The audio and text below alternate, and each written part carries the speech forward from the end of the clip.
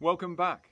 I'm in a slightly different location this morning, but what a lovely day it is again, and I hope you've had a really good first 2 days of virtual Mulsford. I've had extremely good feedback. I've been in various staff meetings. We've had a full staff meeting, we've had a prep school staff meeting, a pre-prep staff meeting, a heads of year meeting. We've had feedback from parents, feedback from boys, and it's been really, really positive. Of course, we've encountered a few issues on the way, but well done, boys. You should be extremely proud of all you've achieved in these first couple of days of virtual Mulsford. Remember, we are all learning the whole time. Now, on Wednesday, I talked about community, and I said that the Mulsford community has never been so strong. And I firmly believe that this is the case. Now today we're going to focus on two characters from history. And those two characters are William Shakespeare and Isaac Newton. And as we sing our hymn, I want you to be thinking, why is Mr. Beardmore-Gray focusing this assembly on William Shakespeare and Isaac Newton? Sing well.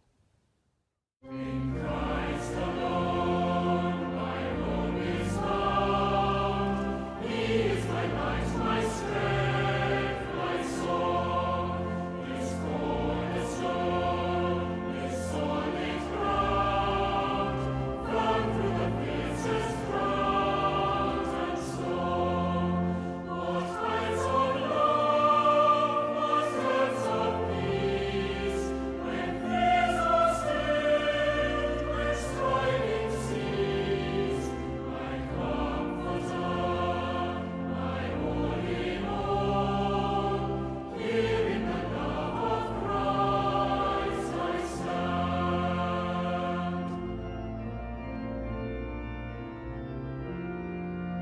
In Christ alone, who took on flesh, fullness of God in endless vain, this gift of love and righteousness, scorned by the ones He came to save. Still on that cross, as Jesus died, the love of God was satisfied. For every sin on Him was laid. Here in the death of Christ I live.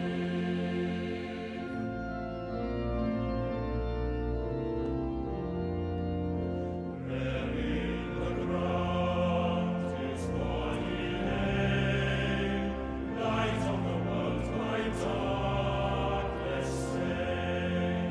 Then bursting forth in glorious day, up from the grave He rose again.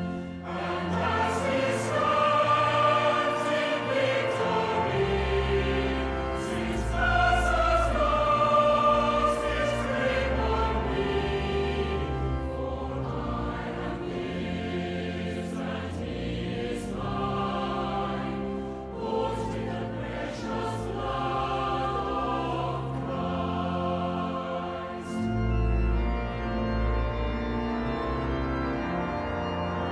No guilt in life, no fear in death, this is the blood of Christ in me.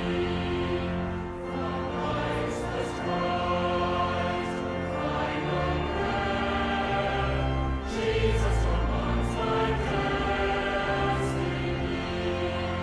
Oh, fire of flame, stream of blood, wherever from His hand, till we return to dust home. Here in the love of Christ I stand.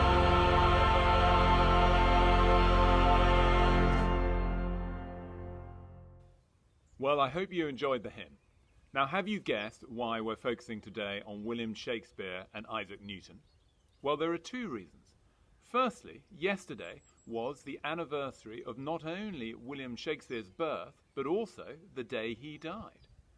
Secondly, both William Shakespeare and Isaac Newton lived during periods of plagues where they were in quarantine and lockdown, and they had some of their most creative periods, both as playwrights and mathematicians and physicists, in periods of self-isolation.